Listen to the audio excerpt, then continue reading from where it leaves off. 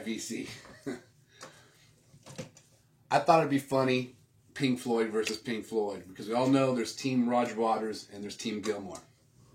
So, what team are you on? Do you love both? Because I do. I love both.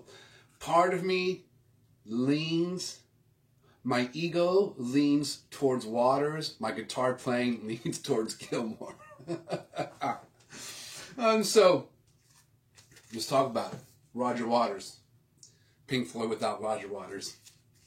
I always feel like The Wall is more Roger Waters and Dark Side of the Moon seems like more Gilmour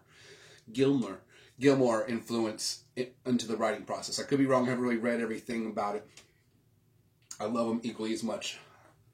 I did watch The Wall a lot one summer, so I have a strong connection to The Wall. But, again, I love them equally as much. Now, let's just go into a little detail about, I think, what's ironic. If you don't have this, that's a very good. Both these albums are phenomenal. I got this album back in the day before, like, the VC drove the prices up. Just joking there. Before vinyl got so popular that prices went up. This is $3.50. Mint condition. Original pricing. $3.50.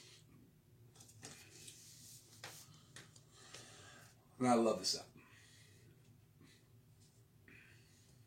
Get you cold. Back in the day, album covers this. This is like, you remember in the morning when you have your cereal? You look at the cereal box.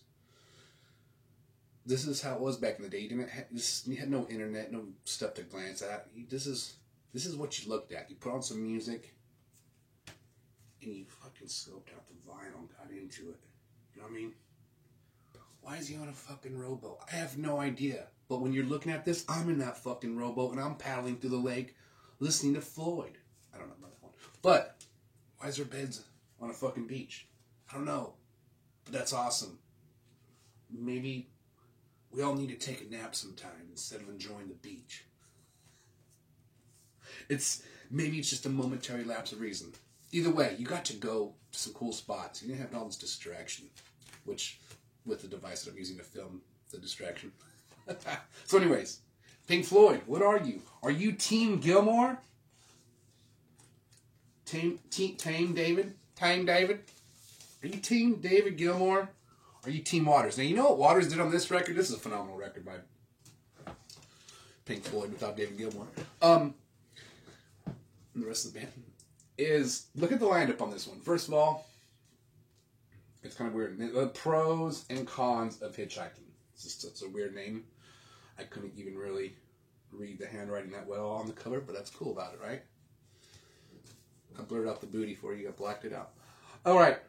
Now, if you go down the musicians on this,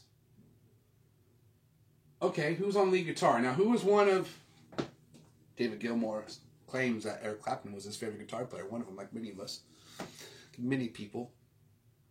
So who's playing lead guitar on this? Eric Clapton. It's the biggest F you to your old bandmate. Like, oh yeah, you're not my band, but your favorite guitar player now is on my next record. Can you see these fucking bastards?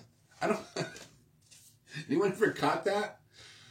Now, don't get me wrong. I'm sure he picked Eric Clapton because it's Eric Clapton. If you had the ability to get Eric Clapton to be on your record, yes.